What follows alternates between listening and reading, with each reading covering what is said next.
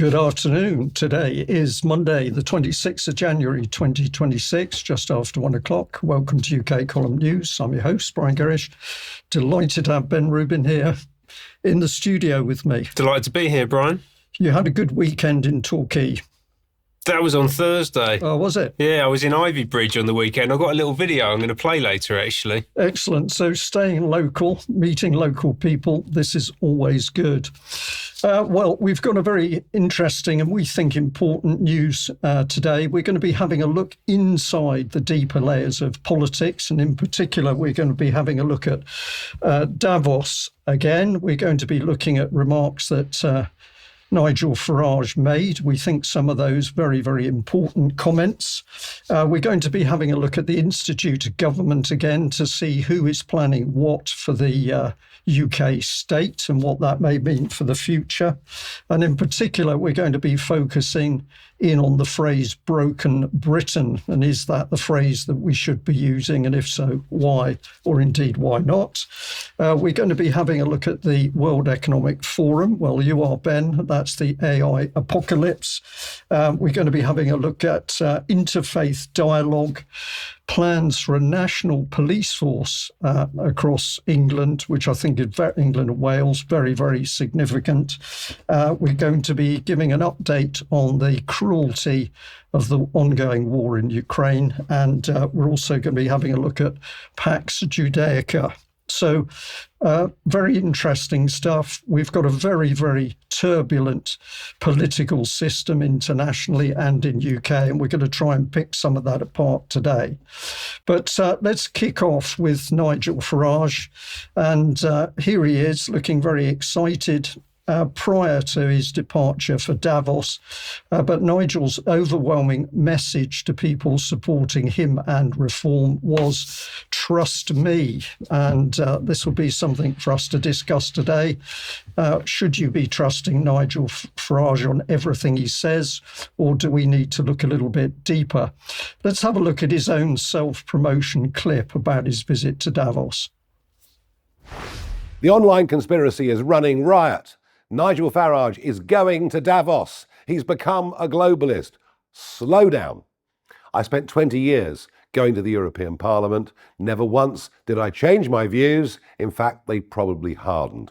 And yes, I am going to Davos, as is President Milei of Argentina and Donald Trump of the USA. And my message to Davos is going to be very, very simple. You guys, the globalists, have had it your way for far too long. British governments have been craven to you, rather pandering to you than standing up for the interests of British people and British workers. And I'm going to tell them, all of that is going to change. There is going to be a new government in Britain that puts British priorities first. So ask yourself a question. Would you rather I stayed at home, or rather I went and gave that honest message? Well, there we are. There's Nigel Farage in his own words. And I'm going to say he's saying some really important things there, that he's going to take on the really, really powerful people who are running global policy, dealing with the World Economic Forum and Davos. He's going to take them on. He's going to get politics back to Britain looking after it itself. And that's all there is to it. Well, is it as simple as that? Did he do a good job in the European Parliament? Often, yes, because he was introducing vital and very hard-hitting comment on the damage that the European Union was doing to UK.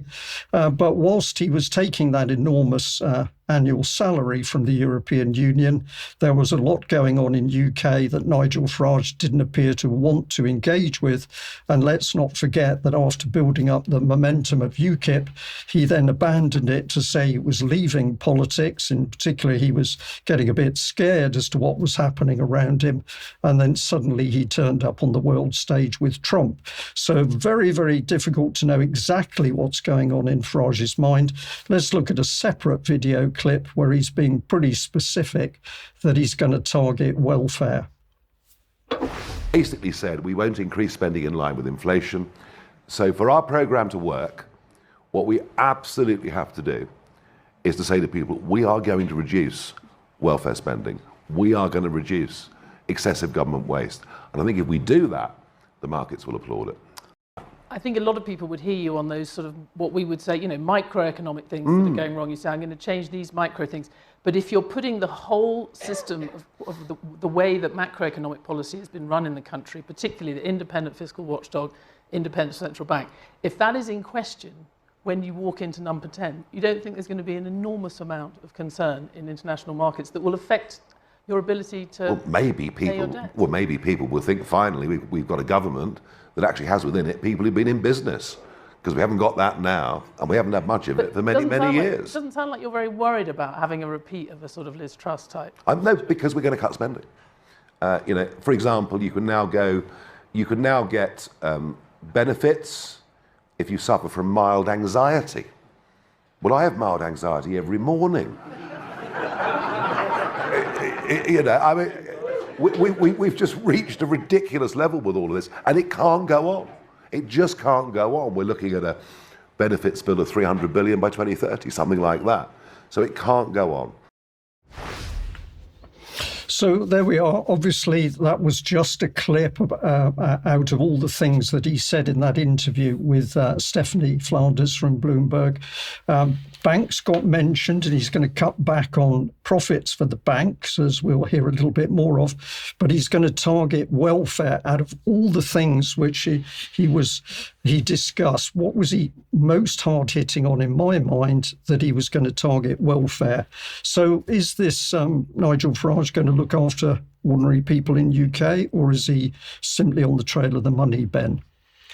Well, I mean, the headlines there sound kind of interesting, right? But the thing is, banks are stripping out costs left, right and centre anyway. That's what all this artificial intelligence is doing. So they're not going to need the cost base they've currently got. So he's probably kind of going along with the tide on that front. Cutting benefits, I think that we could all agree that there's too much money going into the benefit system. I'm assuming that includes the NHS budget as well, that 300 billion, because that is an extraordinarily large number. It's not clear on that. Right, yeah. So, I mean, NHS spend could come down, I mean, by an order of magnitude, my personal belief is. But he's not talking really about any kind of serious economic policy. Like, where's actual economic growth going to come from? Indeed, that's the case. Let's listen to this second clip, though, where there's more about the banks. But you say you're going to do it. It's a part of your plan. It's not just part of your plan to discuss it. No, we're going to do it. At least 20 billion. We're going to do it. You're going to tax the banks 20 billion. And some of the banks won't like it. You're quite right. They will all pass it on to their consumers. Well, I don't like the banks very much, because they debanked me, didn't they? And wouldn't give me an account and try to force me out of the country. No, look, this will be tough for banks to accept. I get that. But how do you think they're going to pay the 20 billion? I'm sorry, but the drain on public finances is just too great. But how do they make their money? If they don't make it there, don't you think... it's pretty clear. It's going to go on to interest margin. It's going to go on to the mortgage costs and the interest rates they charge your voters. Or they become more efficient, or they cut costs, or they do whatever. This money, they should not have had this money over... Look, frankly, the whole QE programme has not achieved anything very much, other than to make the rich richer and the poor poorer. And everything we've done on QE since George Osborne and co put it into place has been bad for most people in the country. That's been really helpful, because it's very clear. You're happy to have a very hefty extra tax on banks. It's not a more anti-bank than this government. Is that true? It's not a tax. They're just not going to get free money anymore. It's taking £20 billion from the banks. It doesn't really matter how you They'll adapt. They'll adjust. Business does. Right. You disagree with the Bank of England governor on that. If we have an election on schedule, there'll be a new Bank of England governor by the time you would become Prime Minister. They'd come in early 28. One of the other things that people are worried about is that you're actually questioning one of these key pillars of UK economic policy, one of the few stable pillars in the last 15 years or so, 20 years. Well, given the independent Bank of England. Will you let that new Bank of England governor continue in their full term? Well, given what a catastrophe UK economic policy has been over the last 15 years, I think we should challenge every single tenet of it. And I think one of the biggest mistakes, look, we vote Brexit. Now, if you vote Brexit, use it as an opportunity to do things differently. And the trouble is, from day one, the Conservative government viewed it as a damage limitation exercise, as opposed to an opportunity. And Andrew Bailey is a perfectly polite, nice man, but they should have picked somebody who was a Brexiteer to be in charge of the Bank of England and to think totally differently, especially around financial markets, financial market regulation. We've ignored this. So I think this was a very interesting dialogue, and certainly Stephanie Flanders for Bloomberg, they're absolutely desperate to protect the bankers. We shouldn't be taking any more money from the bankers. But the real debate under the surface of this, I think, is two things. Is one, who is actually creating the money? Who is pushing the money into the economy? Who's in control of it? Are the central banks truly independent? That's certainly a question which doesn't get discussed, which needs to be dealt with if Nigel Farage is actually going to be taking fiscal policy and economic policy under control. So that a lot of things don't come out, but certainly from the World Economic Forum, desperately to protect the banks and the idea that we have independent central banks. So Nigel Farage under quite a lot of pressure there, and he does come back with some fairly hard statements about the fact that quantitative easing, pouring money into the banking system in order to protect it from bad debts, caused huge trouble. He's saying the right words. Is he going to stick with it, Ben, do you think? Well, difficult to say, really. But the fact that he called Andrew Bailey a nice, polite man, I think, is a bit of a red flag. He's an arch Fabian. We talked about that just before Christmas. Andrew Bailey's was president of the Fabian Society at Cambridge University, one of the top central bankers, not just in this country. Obviously, he's governor of the Bank of England, but he's on the board of the Bank of International Settlements. He's on the board of the G30. And the central banking system is really the head of the snake as it comes to global economics and really politics as well, because they pull a lot of the strings there. And then just a final thing on that 20 billion number, that does sound good, but he actually touched on something I was talking about after your first clip, which was about efficiency. Taking 20 billion back from the banks, but if they're saving 200, maybe more, through the implementation of new technologies, and actually they're getting a better deal than is being presented here. So that needs closer investigation. Indeed, as is corruption within the banking system. We'll come on to that a little bit more in a minute. Now, in the next clip, Farage is onto the subjects of NATO, but he's also talking about foreign policy for Britain. Let's hear this one. Look, of course, we understand collective strength through NATO and organisations like that. All right, I get that.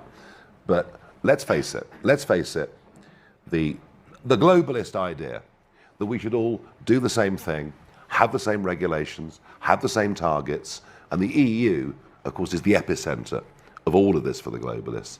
That's now for the birds. There's a change of debate. There is now something called national interest. And that's the new politics that you're seeing. That's the new approach that you're seeing. I think a lot of people in this audience would say the conclusion from this week was that countries cannot go it alone, especially in their relationship with President Trump. They need to group together. And a lot of people in the UK will be thinking, in fact, we know from the polls that they want to be closer to Europe. But you're saying the opposite. You don't want to work with other countries, and especially not with Europe. I'm very happy to work with other countries. I love Europe. I love Europeans. I just don't like Brussels and the terrible autocratic structures that it's built. I don't believe it's brought any benefits whatsoever. It may have been good for one or two big companies, but beyond that, it's been a failure, not a success. It's been a little bit hard from this conversation to see where the direction would be. An independent UK foreign policy. But this is the point. Actually do an independent United Kingdom chooses its own future, chooses its own relationships, makes its own decisions. We're doing it in trade policy. Trade policy is one example of what you can do if you're not part of a structure that tells you what you can and can't do. And that's what the EU was, and that's what the Brexit world's about. Making our own choices, making our own decisions. And yes, of course, in terms of defence, NATO is crucial, America is crucial. But you ask yourself a question. Has Donald Trump made NATO weaker or stronger over the last 10 years? And I would argue he's made NATO a lot stronger by waking Europeans up to the fact they couldn't go on having a free lunch. So again, a very interesting mix of comments. So according to Nigel Farage, Davos has changed. All those people, they've dumped the idea of a global rules-based international system, and they've moved on to something about national independence. Do I believe that? I certainly don't. Does he think that, or is he just playing for the cameras? We don't know. And then as far as foreign policy is concerned, well, if Britain's in control of its own foreign policy, clear of the rules-based international order, presumably, we can make foreign policy as a nation state. Is it that clear, or is Nigel Farage manoeuvring through the atmosphere of Davos? Now, you've got an extra clip here, Ben, where you're actually looking at Nigel Farage and the aspect of thinking more globally. Let's have a look at that and see how these two bits fit together. I just think we've underutilised the amazing advantages we have across the rest of the world. You know, we turned our backs on India, we turned our backs on the Commonwealth countries in the 70s. We decided that Europe was our future. That became the sort of foreign office and political priority over decades. And we've turned our backs on large parts of the world where there is still a remarkable relationship between those former colonies and ourselves. So we need to think more globally in every way. Okay, so a little bit more detail. Are we going to be back in control of our foreign policy with Nigel Farage and reform? Who knows? We can't be unless we control the people making the global policy, and we can't control the people making the global policy unless we get the banks under control. And just to round that point home, let's just have a look at a comment here. This is from 2022 from the Bank of International Settlement Quarterly Review. They're talking on vast sums of money missing within the system. Non-banks outside the US owe 25 trillion in missing debt. Non-US banks, so upwards of 35 trillion. And if we go back to another report, Reuters here, obviously, but this was December the 6th, 2022, it's talking foreign exchange swap debt of 80 trillion, just a mere 80 trillion. We don't know what's happened to it. It's gone into hidden off-balance sheet dollar debt in financial exchange swaps. So vast amounts of money disappearing. Some examples coming up on the screen to do with Dutch pension funds, etc. And how the system works. But essentially 80 trillion disappears from the world system. But the banking system itself is independent, and we're going to rely on it in order to move forward. So lots of questions to be asked, and I'll put this one on the screen. This is from a UK column news report from 2022. But essentially, we're pointing out that the Bank of International Settlements is taking a leading role in coordinating the work of central banks on technological innovation. And it's basically working with the Bank of England, but you can't ask what's going on because it's all secret. And then basically, we've got Andrew Bailey, Governor of the Bank of England. As a central bank, we recognise the importance of innovation. So they're deep into innovation, but what they're not actually doing is sorting out the fraud and corruption in the banking system. And we can't ask questions about it because all of this is under diplomatic immunity and immense secrecy in Switzerland, the UK, and worldwide. So a lot of work for Nigel Farage to do, because he cannot change the globalist policy, he cannot change the World Economic Forum and Davos unless he deals with the corruption in the banking system. And one thing he did comment on was the Office of Budget Responsibility, which is supposed to be producing the detailed data for the Treasury. So I'm going to give him credit for that. And if we have a quick look at individuals connected, it's the normal revolving door of interest. But maybe we should just end on the fact that Nigel Farage attended Davos, but his bills were paid by an Iranian billionaire. It's this article in the the Financial Times brings this out. Reform UK leaders' pass and hotel costs for the World Economic Forum event were paid by Suzanne Khandahari. And if we look at a bit of detail on this gentleman and his family, with Iranian, basically we've got a $10 billion family trust. Now, his Nigel Farage working with that family? It's not too clear. It's not too clear in the article. And I don't think there's any doubt about the facilities being paid. But is Nigel Farage working on behalf of that billionaire? That is not clear, and it's certainly not proven in the Financial Times article. Now, compare what Farage said there at Davos with what we are actually seeing the Institute of Government talking about. And we would say that until we deal with what is destroying Britain from the inside, we cannot possibly move along with the policies that Nigel Farage says he wants. Let's look at what the Institute of Government had to say recently. Thank you. Thank you very much for that introduction, and welcome everyone here today. I'm delighted to have the opportunity to say a few words to introduce Darren Jones MP, Chief Secretary to the Prime Minister and Chancellor of the Duchy of Lancaster. Unsurprisingly, to any of you here, the Institute for Government agrees that government must think hard about the how as well as about the what. Without setting up the people, institutions and processes of government for success, no government is going to deliver for the voters.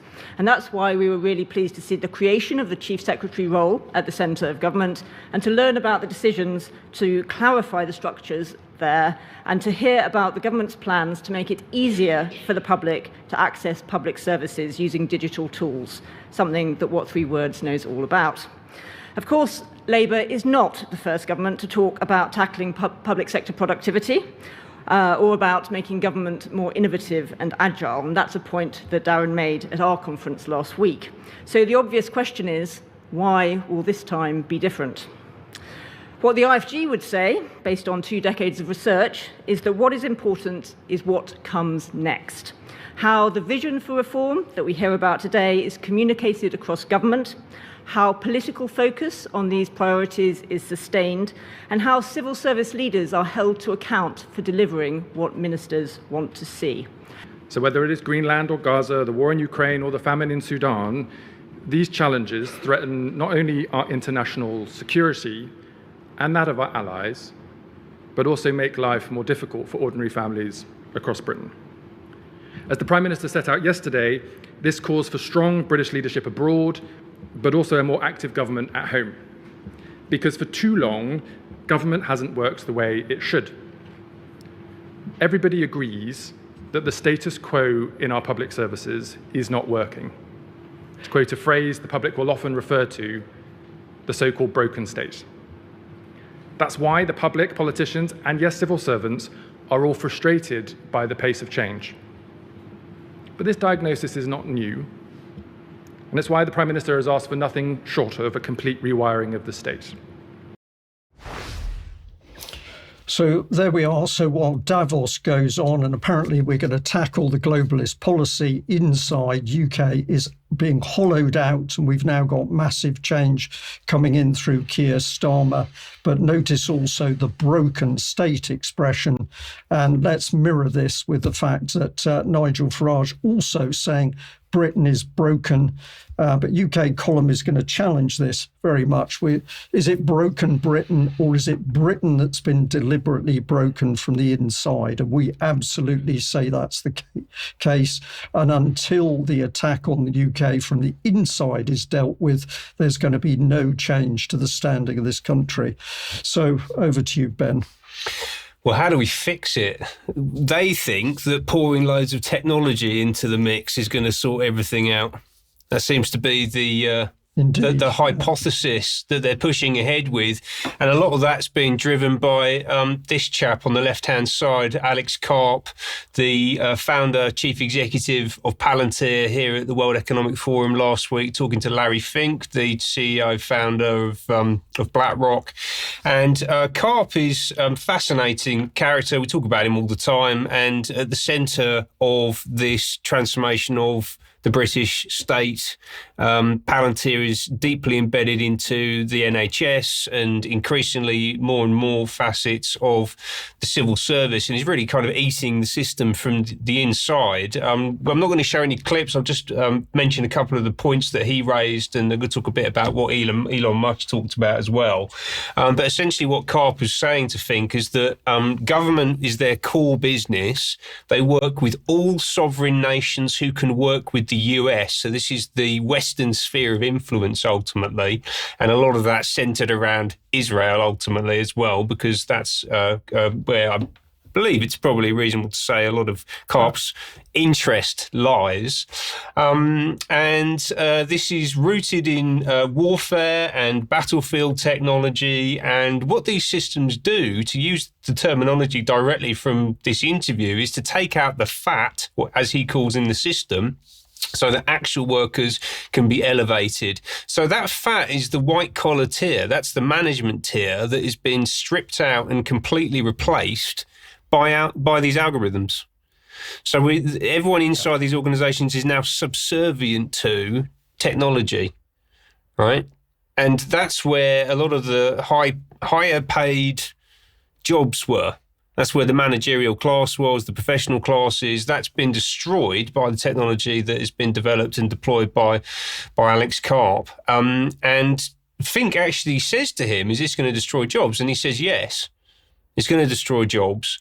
And the note that I wrote to myself on a piece of paper, by the way, Alex Karp, I wrote something down on a bit of paper with a pen. We have these pens, you see, we can write on the paper. It's quite a good technology, actually. What I wrote down to myself was, the machine wins and the soul loses. And I think that's probably quite apt as it relates to Palantir. I'll just touch on Musk as well. We'll provide links to these interviews. You should go and watch them. They're only kind of half an hour long. It's worthwhile to get some insight into what these people are thinking. Musk is... if nothing, quite entertaining, I've got to say it. So he opened with a quip saying that he only came to Davos because he'd heard about this thing called the Board of Peace. But he thought it was spelt Piece, because you get a piece of Greenland and a piece of Venezuela and a piece of Gaza, which, although it was a kind of throwaway remark, I think that's probably quite revealing, actually, and maybe a little bit of a glimpse into the way that Donald Trump sees the world and how all these people see the world. But what was he there to talk to think about? Abundance for all, which can only be delivered by artificial intelligence and robotics produced by people like Elon Musk, ultimately. And his vision is a future where artificial intelligence will be smarter than humans than a human this year. And by 2030, will be smarter than all humanity collectively. That's reassuring. You'll have an AI and what he wants to do is to put AI data centers in space, so they'll be orbiting the Earth. And we will then have this super intelligent AI running on solar power from deep space 24/7 that will then become like this new technological deity, I guess. And we'll be happy. Everybody will be well fed, watered and happy. And there'll be more robots than humans. I don't know. It sounds... I don't know if it sounds pretty out there to me, but it doesn't sound like any kind of future that I want to live in. And the other thing that I really noticed this year was this kind of consumerization of Davos. And we had people like this chap turning up. So this is Stephen Bartlett from The Diary of a CEO, big YouTube channel. So he was there. The kind of content creators and influencers were out in force, and the BBC was beginning to give real coverage to the Davos agenda. And I think that this is all part of the propaganda push, the reputational sell. Because they're under pressure. They're absolutely under pressure, and they need people to go along with this. Yeah. So lots to go. And I'm going to still be looking at stuff coming out of Davos all through this week, to be honest with you, because there's so much material, so many people speaking there. So I would just reinforce that. So good news in there, in the UK column news today, that basically it is clear that people driving the global agenda are under huge pressure, huge and increasing pressure. They're running behind time with their plans, and they're also getting wobbly when you hear them in interviews. So this needs more pressure from the mass of mankind in order to destabilise what's happening. Agreed. We've got to get organised, though, and we do have a fight on our hands. One final segment from the World Economic Forum, one that really jumped out at me, actually. This clip has been doing the rounds, which relates to this discussion. This is the Advancing Interfaith Dialogue for Peace session. If we can just get that up on screen, we can see there that's Mohammed Al-Issa, Secretary General of the Muslim World League, and Pinchas Goldschmidt, who's the Chief Rabbi of Moscow, amongst other things. And of course, as you'd expect for an interfaith dialogue for peace, there was a lot of talk of peace, a lot of talk of dialogue, a lot of talk of tolerance and education, and then also this remarkable clip about the rise of anti-Semitism in Europe. Your Eminence, especially in Germany, you are facing a rise of anti-Semitism, but we are facing this all over the world. So I would like to hear what is your perspective on this. The 7th of October has created turbulence in the whole world, a tremendous rise of anti-Semitism, organized, state-sponsored, in many instances, in universities, on the streets, and a rise of 500%, maybe some instances to 1,000% of anti-Semitic acts. And there has also been a reaction of Europe. I think the rise of the extreme right in many European countries is a response to the insecurity felt by the old Europeans, so-called old Europeans, regarding the new immigrants who came from the Middle East. So I think that fighting Islamophobia and anti-Semitism is an interest of both religions and both communities, and when we do it together, it's going to be much more useful. We have created, under also the Saudi umbrella, more than 10 years ago, the Muslim Jewish Leadership Council, and which was successful. And we believe that we have to go this way if we want to make sure that every European can live in peace and walk in peace in the streets. So, Ben, I have to ask, was there a Christian input in that panel? Absolutely not. Absolutely not. So absolutely not. I think I'm right in saying so. The largest world religion not represented by the World Economic Forum. No, and particularly in Europe, right? So they're talking about Europe, because Europe is Christian Europe. And there was a number of things that jumped out at me just from that little segment alone. Again, we'll provide a link. You should go and watch the whole thing. Is that the main outcome of October 7th is an increase in anti-Semitism. That's our primary concern about what's gone on since October 7th, 2023. He refers to the rise of the extreme right being down to the insecurity of the old Europeans. Europeans. They're a problem, aren't they? Oh, I know, yeah. They can remember what life used to be like. Yes. Dangerous people. Absolutely. And this idea that the new Europeans in the brave new world that we're moving into are the ones that are coming in from the Middle East and also further afield, not just from the Middle East, but that's what he referred to. And also that he has established under the Saudi umbrella this organisation, which is the Muslim Jewish Leadership Council. I'm just going to have a quick look at now. So this was set up in 2016 with the aim of freeing religious people and religions from prejudice, false claims, attacks and violence, so that each religious tradition has the right and duty to contribute to European society. And it is co-chaired by Mufti Nedzad Grabus, who's got great headgear, by the way. I think the Muslims are definitely out in front when it comes to head. It's very smart, I have to say. Absolutely. And then you've got the Rabbi Pinchas there in the centre, Chief Rabbi of Moscow, and then three others on the leadership team. So you've got Rabbi Shlomo Hofmeister, who I think has got a very cool name and also a very cool hat. And then this chap on the left-hand side, Michael Shudrik, who's the Chief Rabbi of Poland, has been since 2004, and he's worked extensively since 1998, so nearly 30 years, with the Ronald S. Lauder Foundation in Warsaw.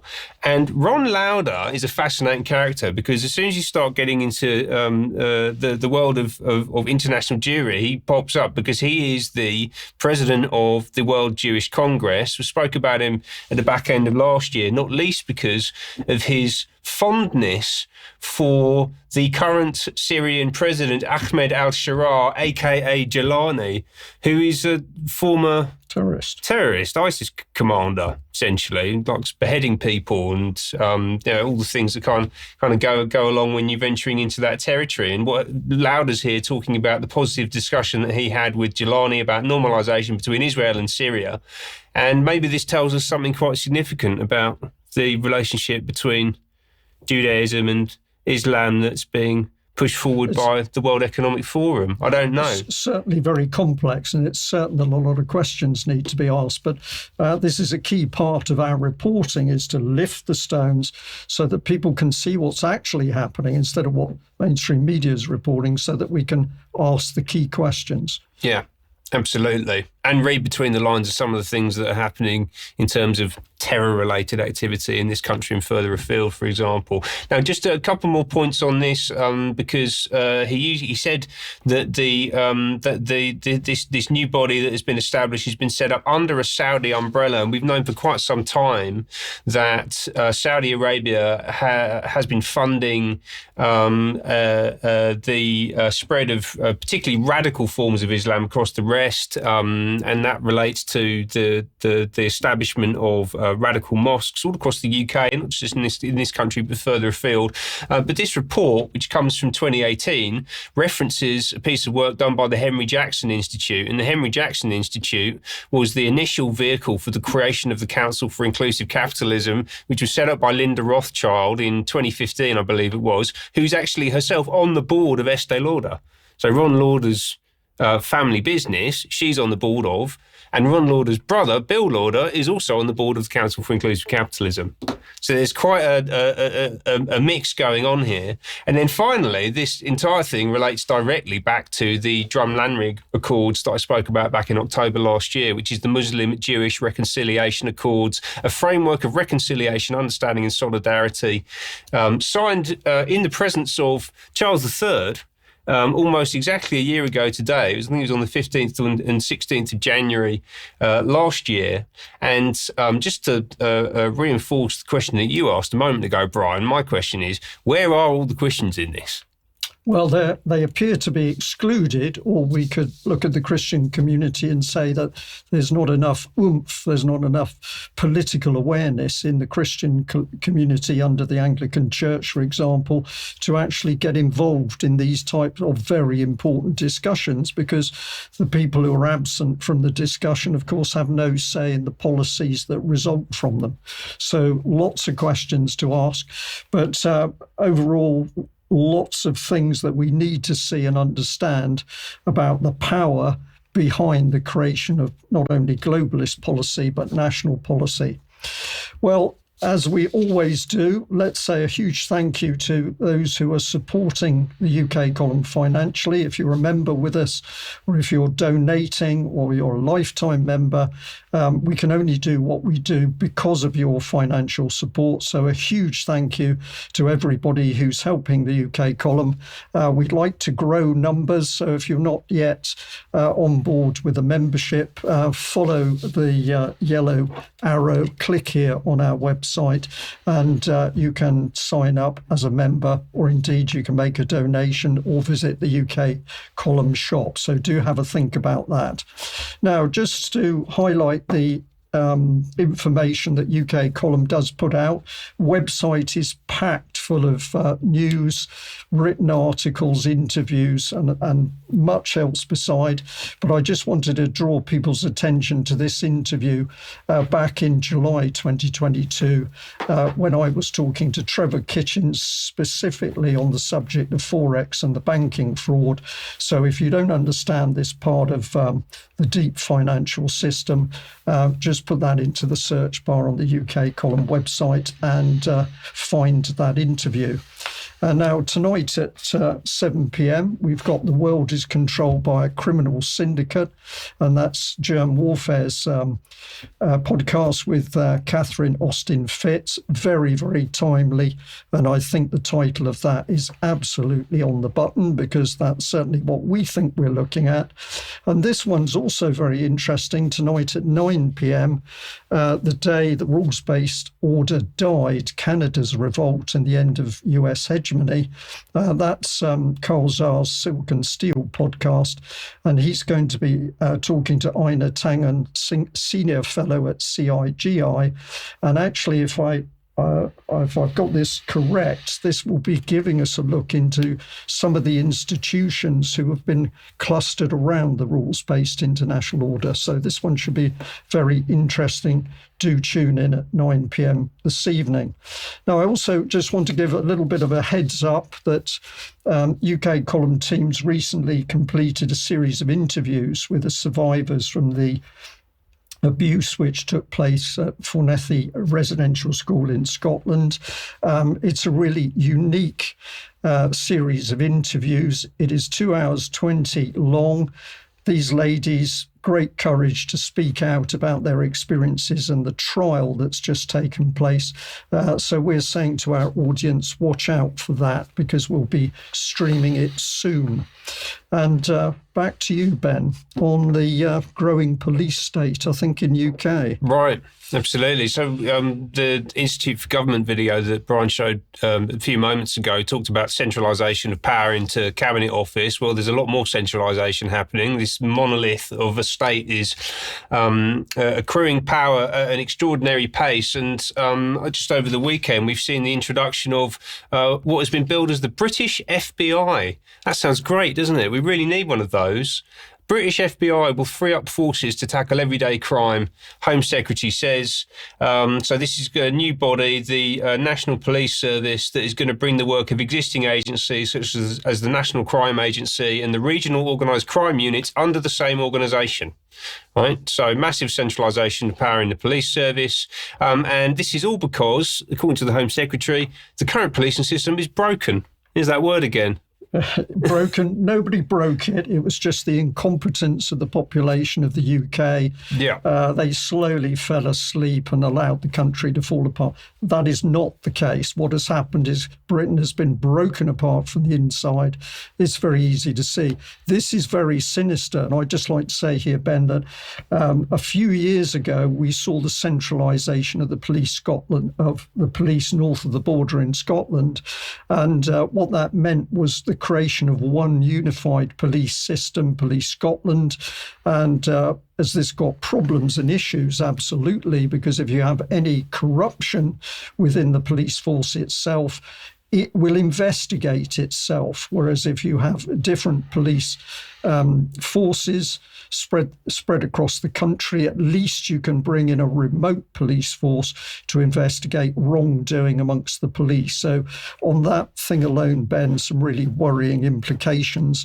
But this is the creation of a state policing system, isn't it? This is not about bobbies protecting members of the public. This is about the state controlling the population through a militarised police system. Yeah, absolutely. And doing it completely off script as well, because none of this was in the Labour manifesto, was it?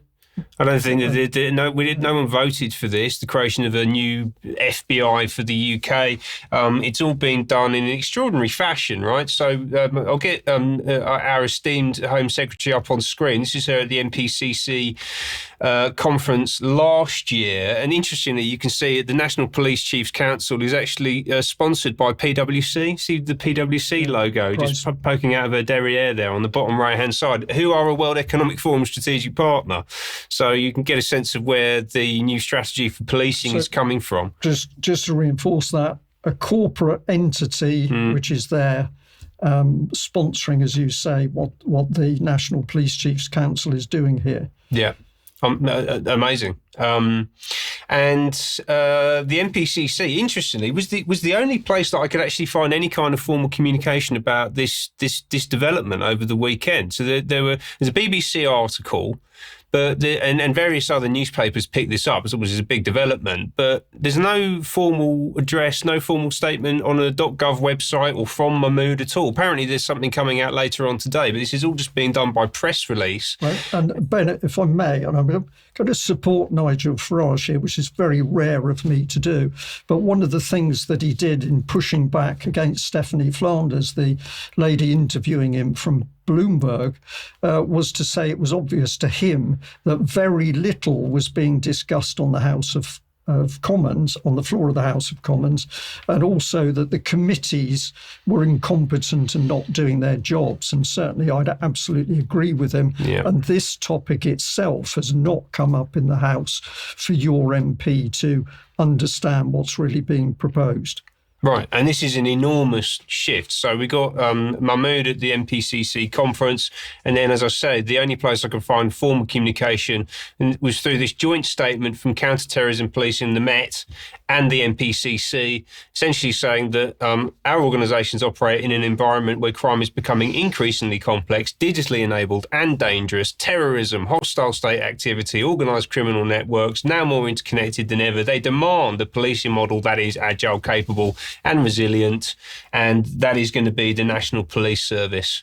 So this is about the integration of police, and it's the top tier, right? So this is the real in-depth, intelligent investigation work all being centralised into one place, right? And this is part of a trend. It's not the only thing that's happening in terms of centralisation. They're actually looking at reducing the number of police forces across the country as well. So this came out a few days before the announcement about this new FBI type body. Mahmoud is pledged to significantly cut the number of forces from its current level of 43 down to what could potentially be just 12 mega forces. And do you think that those will be completely aligned to the metro regions? I think they probably will be, won't they? I suspect so. Yeah, that will fit quite nicely, won't it? I wonder if that's coincidence or if that's just, accident. Well, we'll find out in due course. Yeah, potentially we will. Rather concerningly, Shabana Mahmoud has said some extraordinary things as well. Apart from all this policy that we're talking about, she's actually made some unbelievable statements over the past couple of weeks as it relates to justice and policing in the UK. I'll direct your attention to this article from the Telegraph, billed the Minority Report policing to catch criminals before they strike. Minority Report, obviously a film came out, goodness, probably 25 years ago, which essentially was about tackling pre-crime. And you think that this is science fiction. It's really not. And they quote an interview that the Home Secretary did with Tony Blair last month, where she said that AI and technology can be transformative to the whole of the law and order space. When I was in justice, my ultimate vision for that part of the criminal justice system was to achieve, by means of AI and technology, what Jeremy Bentham tried to do with his panopticon. That is, the eyes of the state can be on you at all times. Yeah. That's what they're pushing towards. And this is what all of this is about. And that is a state that we've already been describing at the beginning of UK Column News, which is essentially utterly corrupt and incompetent, but it's going to be watching you, the individual, to see that you are running your life correctly. Exactly. The hypocrisy, apart from anything else, is breathtaking. Right. But absolutely. And just to kind of reinforce the point, for those who are unfamiliar with the concept of the panopticon, it came from an 18th century philosopher called Jeremy Bentham, who promoted this idea of a circular prison with a central inspection tower from which a single guard could observe all inmates all the time while remaining unseen. And it has actually been built. Here's an example of it. I believe this is in Holland. You can see the central tower in the middle and then all of the cells which are completely open all of the time. And actually, let's just reinforce the point that this is a prison. We're not supposed to be living in a prison. We're supposed to be living in a free society. Maybe someone should tell the Home Secretary. And also, I do rather wonder if this has got anything to do with the interfaith dialogue that the Home Secretary was involved in herself towards the end of last year, but I don't know. Well, again, we don't know because nothing is debated in openly in front of the public. It's all decided in meetings and closed door events which the public is not privy to. So lots of questions to be asked. What do we think is being constructed? It appears UK is taking the slow slide into some form of fascist state. So on one hand, we're being told, don't worry, the a rules-based international order, or the New World Order, is collapsing. That's apparently the message at Davos, according to Farage. But here in UK, the tightening up goes on. And this is certainly, I think, a very worrying development. So people should be aware of that. Let's move over to the subject of Ukraine, because, of course, the war in Ukraine has driven a lot of the international turbulence in Europe and the friction between EU and NATO, and indeed within NATO and also with the United States. What is the key problem? Well, the key problem is it's now absolutely clear that Ukraine has lost the war. Yes, the fighting still goes on, but the reality is that Ukraine has essentially lost the war, and Russia is demonstrating that it's capable of continuing to fight and destroying Ukrainian infrastructure with weapon systems to which the West does not have any counter. Let's just have a listen to retired Colonel Douglas Macgregor in an interview here. The question is, if you're losing a war and there's absolutely no evidence that anything you can do will change that outcome, why would you take such irrational steps? Now, we know you pointed out something just a second ago. If you go back and look at Crimea, when the Russians opted to seize it very suddenly and very quickly, what people didn't know is that there were great plans in NATO to occupy Crimea, to use the naval facilities there for the very purpose that you outlined, to turn the Black Sea into a NATO lake, if you will. But the bottom line is that we've unambiguously failed in Ukraine. There's an unwillingness to admit this truth. And if we persist in provoking, as we are doing right now and have been doing for months, frankly, we will eventually get a reaction. And we may not like that reaction. Because let's be frank, we are not prepared for a major war with Russia. But Russia is prepared for a major war against us. And I think people in Washington have lost sight of that. There's something else here, too, that we shouldn't lose sight of. We have a problem in this country. It's an infatuation with air power. Air power is the equivalent of sex without consequences. You can bomb or missile attack people on the ground. There's no real response against you sitting in the United States or sitting in Western Europe. Nobody has the air defenses to stop you. You don't really accomplish anything other than alienating and offending people. But it feels good to the politicians in Washington that we're able to do that with impunity. Well, that's worked with Iraq. It's worked in Libya. It works in Africa. It's worked in many places. But it's not going to work with the Russians. So very wise words from Colonel Macgregor. Russia has won the war. The fighting is going to go on until Ukraine stops receiving support from the West. But at the end of the day, the West knows that they've been beaten, and that is the combined arms of the European Union together, actually, with the Americans. It has absolutely failed. And in the meantime, the slaughter goes on the battlefield. And of course, as the Ukrainian military breaks down, so losses increase. But before we have a look at some of those losses, we'll just have a little look at this clip showing some of the horrors of events on the battlefield. Let's see if we can play this. And drones, of course, are being used now to flush out Ukrainians from the last of their defensive positions around key towns and key lines where the Russians are moving forward. Ukrainians also using drones, but the Russians have the upper hand. And this is the horror of the warfare. This is a Russian drone attacking an assembled group of Ukrainians.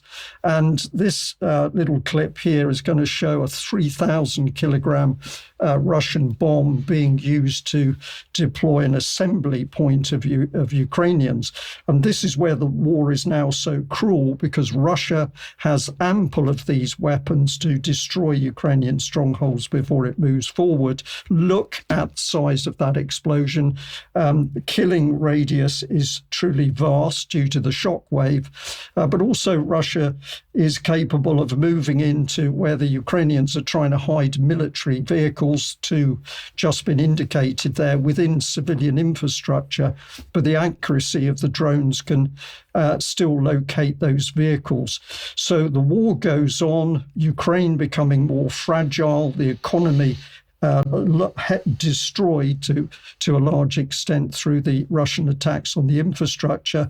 And on the battlefield, we just really see the horrific killing going on because the West will not admit that its adventure in Ukraine is over.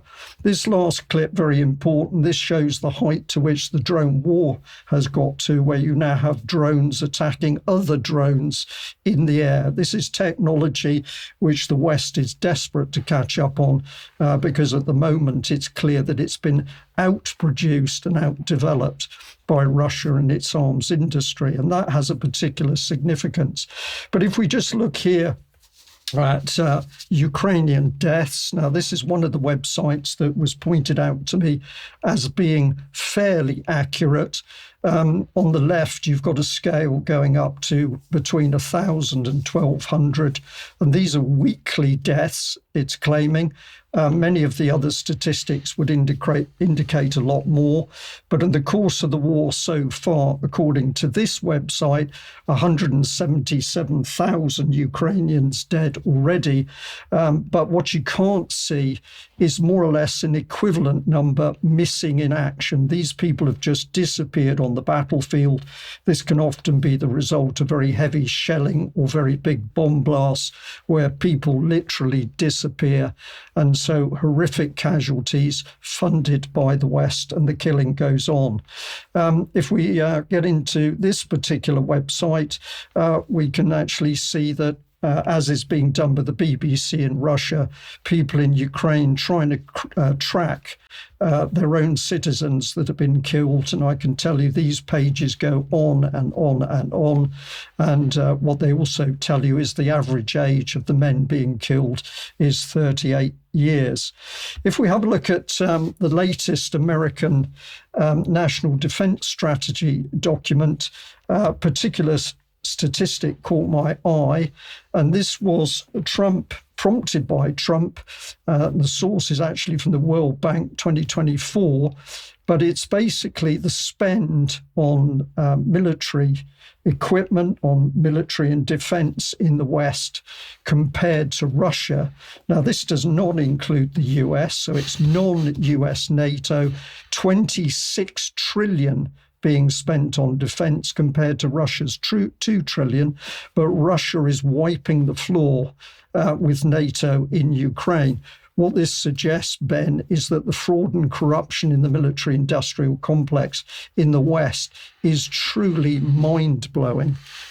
26 trillion disappearing where we haven't even got the wherewithal of the equipment to fight in Ukraine. But the war over, in as much as there's no doubt that Russia is now fully in control, and this is why Russia does not need to reach any agreement because it is in control on the battlefield. So truly horrible that Keir Starmer and the other Western leaders are allowing this destruction to take place. That is extraordinary, isn't it? Absolutely extraordinary. Yeah. Where does that take us? That takes us to, just to wrap up, I would like to draw people's attention to this video. Well, this is a still from the video. It's a presentation by Benjamin Netanyahu at the AIPAC conference in 2018. And he's talking about what I view as the projection of imperial power by Israel, politically, economically, industrially. And he talks about turning the map blue. And you can see all of the countries on there that he views as blue on the side of Israel. Isn't that fascinating? It is fascinating. And I'd like to know what is in his mind. Does he mean these are countries that have got exceptional support for Israel? Or are these countries that he now believes that Israel has got such a controlling hand within their national political system that it's hard to tell whether it's the national government in control or Israel? I know there's a lot of people who won't like that question, but I think it's reasonable to ask. It's absolutely reasonable to ask. I mean, the man standing on stage presenting the world as being something that's controlled by him and his government, ultimately. And the reason this has come to light in the past couple of weeks is because of this little clip, which we can take a look at now. By the way, what are we doing with Greenland? We got to do something with Greenland. Where's my advanced team? Go to Greenland. They must have some satellite needs or something that we can do there. But we're coloring the world blue. What is going on with Greenland? Just to qualify that was from 2018. That's from 2018. 2018. Yeah. And Netanyahu, with all his problems, is pointing a finger at Greenland and saying we should be paying attention to it. We should be paying attention to it. And then within 12 months, we have this from Trump. So Trump starts talking about Greenland.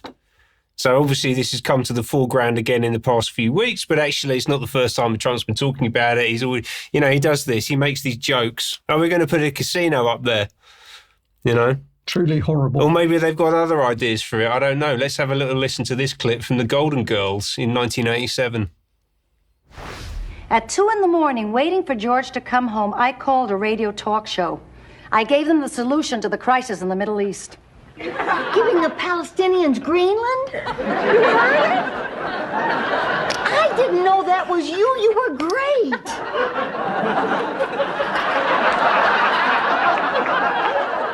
Giving the Palestinians Greenland? It's a big place. Nobody uses it. You would take a desert people and put them in the ice and snow? With the proper clothes, they'll be fine. Just a coincidence, Ben. Maybe. From 1987. From 1987. Maybe we've got a glimpse into next week's controversy. Let's see what the Board of Peace have to say. Indeed, a lot to think about there, but we must end today's UK column news. Well, I've got my little clip of my little walk. So can we drag that up? Of course. Okay, very good. So this was me in Ivy Bridge over the weekend, just on the edge of Dartmoor, and just look at that river. Raging like the world's political system. Exactly. I thought it was quite poetic, actually. That given in the context of everything going on. Looks beautiful. Okay, well, a huge thank you to all of our viewers, wherever you are in UK or worldwide. Huge thank you to everybody supporting UK Column financially. Our objective is to grow from 2026, so do help us to do that. Join the community to get a feeling that you are part of us and you help us to produce the news we do. I also want to say, people, stay calm, carry on, but do tackle the issues that we're bringing forward on the news wherever you can. And lastly, I'd like to say to people supporting Reform Party, we know a lot of you are doing very good work within local politics, and we hope that UK Column news and analysis and data will be helping you focus on what are the really important issues to tackle, whatever the leadership of Reform would have you believe. So let's end on that positive note. We will be back in a few minutes for UK Column Extra, and we'll see you again for another news at 1 o'clock on Wednesday. Thank you very much for joining us. Thank you, Ben. Bye-bye.